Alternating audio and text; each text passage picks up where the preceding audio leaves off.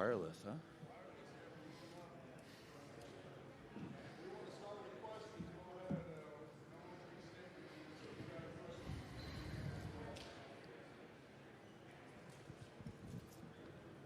Welcome back.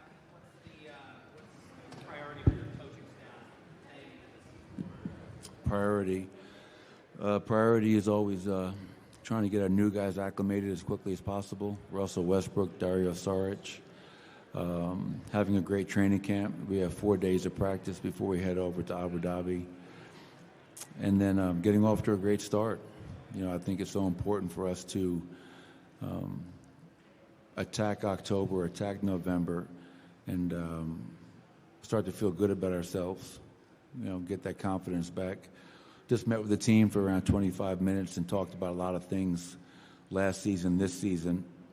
And the interesting thing is this. When you win a championship and you don't repeat, everybody says you failed. So the pressure of that is immense. And obviously no one's done that since Golden State in 2017 and 18. And I went back and looked at all the teams since then that won it and what happened the next year. And we probably had one of the best seasons you could have while not winning it. And obviously difficult loss in the second round, and hopefully we've all used that as motivation to come back better individually and collectively. But I think the group is excited. We've had a really good off season, and I think everyone's excited to get started tomorrow. I know you're one for reflection, obviously, after last season. Just in all of the conversations that you've had with the coaching staff, with the players, with the front office, just what's something that you're looking to improve, something that maybe didn't happen last year that you can translate to this season? Oh, there's a lot of room for improvement. That's the great thing about it. You tie a franchise record, 57 wins, but you can improve across the board. We were 11-11 in games decided by 5 points or less. We were third place in our division, the toughest division in the league, behind Minnesota and OKC. Our win percentage against playoff teams wasn't where it needs to be. We dominated the teams below 500, but we can do a better job of winning and beating the great teams. Our rebounding, we have to be a much better defensive rebounding team, which I think will help us become a better running team. 2 years ago, we were top 5 in transition offense. Last year, we were 17th. And it can't be just because we have Russell Westbrook now, we're going to be a better running team. We all have to share in that. We're a top 10 three-point shooting team, but we were last in attempts. How can we generate more open looks, more looks? And the reality is, if Jamal Murray takes one more three per game, Michael Porter takes one more three per game, Nikola takes one more three per game, we go from 30th to 15th. So I know a lot is made of that, and the number we shot last year was the same exact number that we shot the year before. But we have shooting, we have really good shooters. So let's try to get 35, 36 threes up per game, as long as they're the right types of threes. But yeah, there's so much room for improvement. And the one thing on the flip side of that, Ryan, is reminding our guys of just how dominant of a team we've been. After a season where everybody says you failed, it's my job to make sure that we don't read all that bullshit. We're a good team. Last 6 years, no one in the West has come close to doing what we've done. And remind yourselves of that, but also challenge yourself to not be satisfied, but to push yourself and push your teammate to become even better. And I look forward to building on what we've done the last 6 seasons and trying to win another championship. Coach, over here.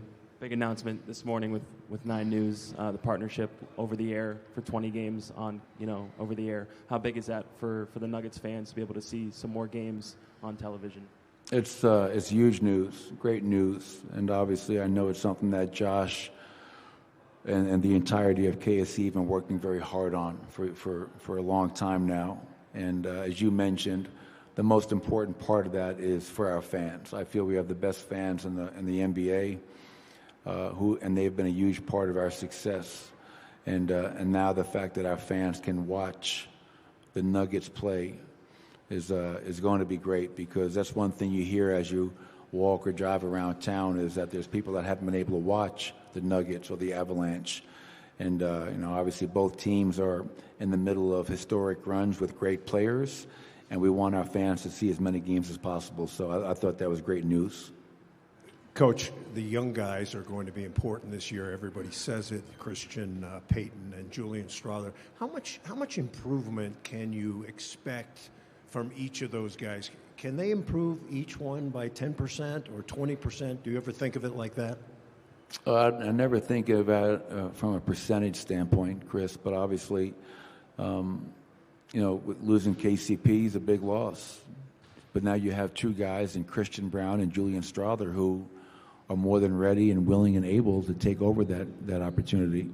You mentioned Peyton Watson and the season that he had. So I don't know what the percentage of improvement is, but the most important thing is they have improved, and more importantly, we need them to continue to improve.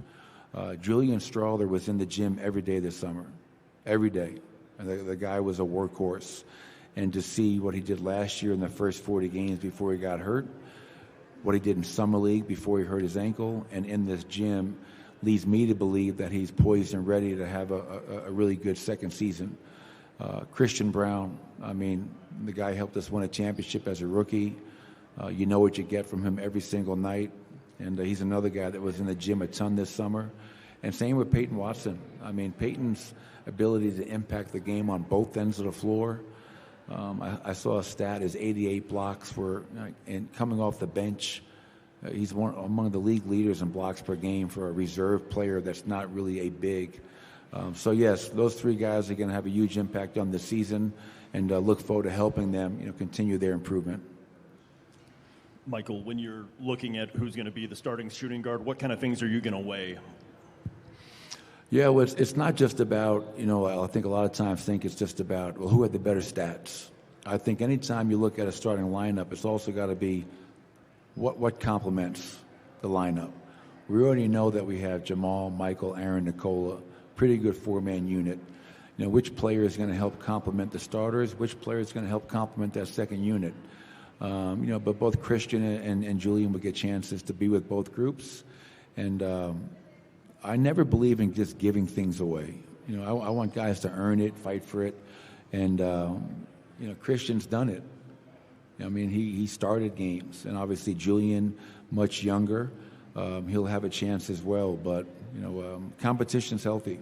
And lucky for me, we have two young players who are going to make a very tough decision. Coach, here, welcome back. You mentioned twice the word failure. I want to know how do you use that? How do you use all the things that as you said, as a motivation and to tell the team to be better to this team? Can you repeat that?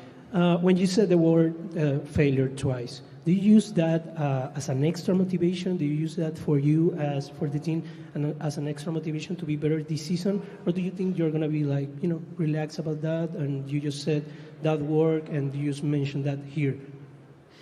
Well, the way I use the word failure is that from the outside, everybody views our season as a failure because we didn't win it. And that's, in one hand, it's a compliment because we've set the standard so high and we were the defending champions. But failure can be a motivation, but it can't be fatal. You have to learn from your failure. And it can motivate you to look deep within to find ways that you can be better across the board, organizationally, players, coaches, collectively. And anytime you come short of achieving your goals, you feel like you left something out there. And I just hope that our players have used that this offseason to force them to come back improved and with a mindset of let's attack this season. Not ease into it, but let's attack it and remind everybody of who we are and what we're capable of. Michael, with as many young guys as you have on this roster, there are a lot of guys who grew up even watching Russell Westbrook kind of in his prime. I'm curious if he's had any early impact since signing with the team, just even in sort of a practice setting or whatever it may be. And have you had any sort of conversations with him about expectations for him this season, basically? Yeah, no, I've met with Russ quite a bit, talked with him, great conversations. first and foremost, just have so much respect for his body of work. And, the only thing that he hasn't accomplished is winning an NBA championship. That's the only thing missing from a very, very impressive resume. And he saw something in this team, this group of players, this franchise, where he wanted to be a part of that. And that speaks to, what we have going on here. Russ was in the gym yesterday, and there was just a different energy. Can't explain it, but it's just his voice, his leadership, his intensity, his competitive spirit, I think are all things that are not only going to help this team, but I think he's going to really help individual players kind of achieve their potential and push them to be the best that they can be. So I love that he's here. I think Russell Westbrook, first ballot Hall of Famer. I love guys that bring it every single night, and that's what he's done every game he's ever played in. I'm going to ask a little more directly. You're competitive. You've been in this business a long time, and you know the standards for coaches in terms of wins and losses. A lot's been made of the front office's movement towards addressing CBA challenges with young players, and then the competition with that, with trying to win a title.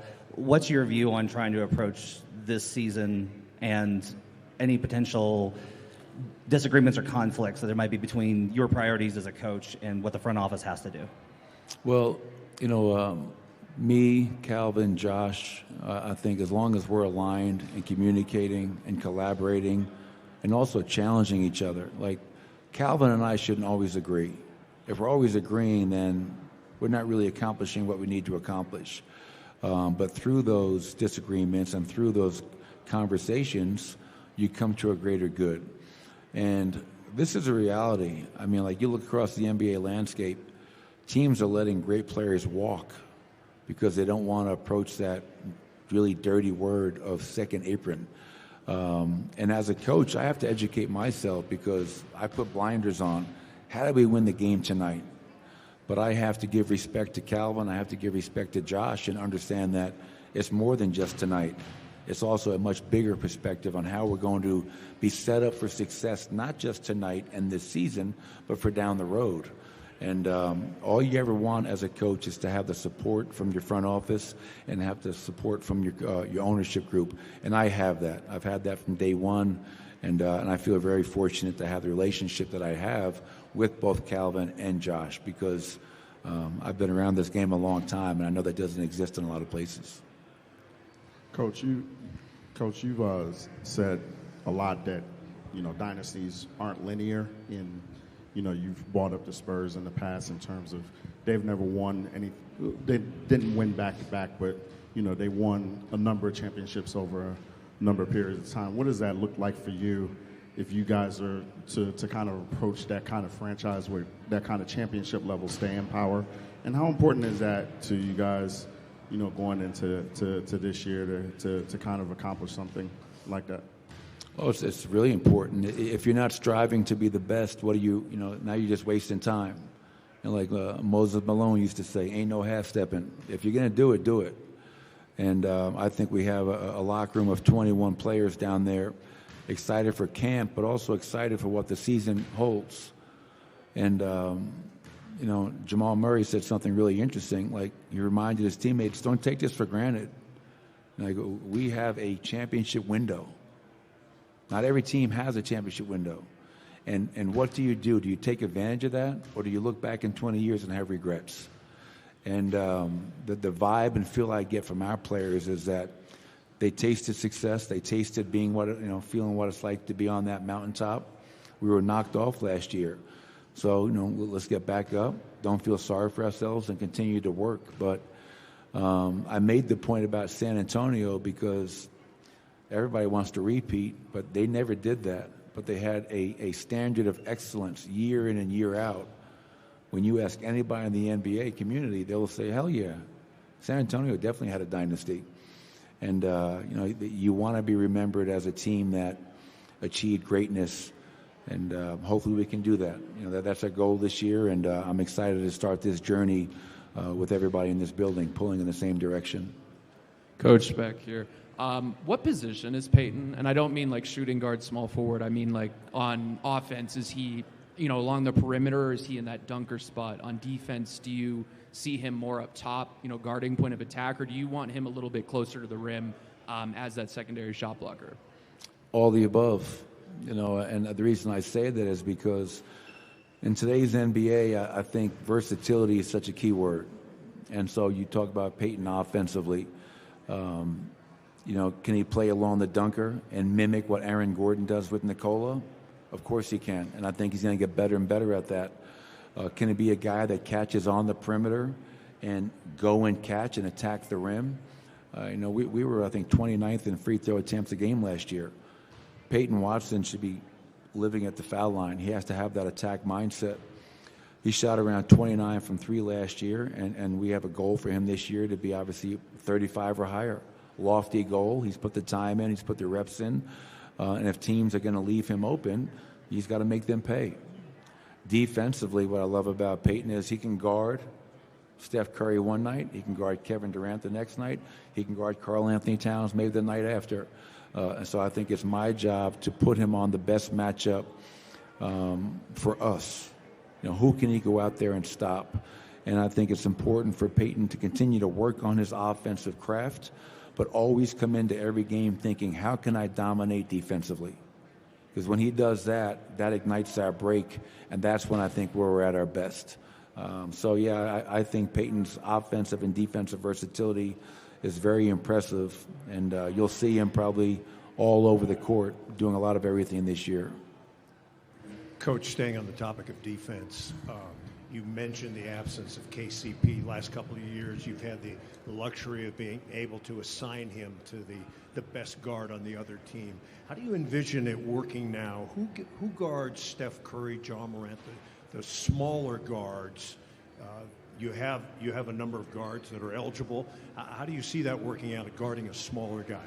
Yeah, well, I think, just look at the job Christian Brown did in the playoffs. I thought Christian's defense on Anthony Edwards, one of the tougher perimeter players in the league, was really impressive. So I think Christian Brown has shown and proven to me that he's willing to take on that responsibility. It's funny, I think when people talk about Russell Westbrook, no one really mentions defense. They mention how quick he is, how explosive he is, the rebounding, the playmaking. When we went back and watched as a staff his defense last year with the Clippers, end of games, he was on the opposing team's best player every night. Every night. So you have a guy that you can close games with in Russell Westbrook, who knows the league, knows personnel, has a respect of the officials, and has a competitive, I'm going to get in your shit mindset that I love. So, and other people as well. We talked about Peyton Watson being a guy that can guard bigs and smalls. And I've seen Jamal Murray be a guy, when locked in, can be a great defender. So it's going to take all of us. I'm not going to put it on just one player. We were a top 8 defense last year. Our goal this year is to be top 3. And I think we have that within us. Michael, this is 10 years with the Denver Nuggets, a lot accomplished there, but I imagine it's a double-edged sword. Do you concern yourself at all with keeping the message fresh and not letting the room get stale? And as a second point, is there anything with the team where you look at, even though we've had success, for the sake of keeping things fresh, let's try to add new wrinkles, new roles and responsibilities to different guys? Yeah, I mean, I'm not the same coach I was 10 years ago when I first got here. And one thing that we always do, Adam, is that we take a deep dive and look within after each season, try to identify whatever blind spots we may have, but also trying to find ways to keep things fresh for Nikola, for Jamal, 10 years, 9 years, for Michael, for Aaron, guys that have been here, expanding packages, creating new packages, trying new things defensively, coming up with new drills in practice. And what also helps is as you bring in new players, like a Deron Holmes, like a Trey Alexander, Russell Westbrook, Dario Saric, I think new blood comes in here also allows you to kind of keep it fresh somewhat. I think I hate monotony. I hate doing the same thing every day. And I think we've done a pretty good job of trying to challenge ourselves to to keep things as fresh as possible, but by also not losing sight of how and why we've been so successful. And our culture has kind of been a mainstay. That hasn't changed. The people around it, the philosophies on offense and defense may change, but at the end of the day, at our core, we have to maintain our Denver Nuggets culture and be disciplined and adhere to that. Thanks, everybody.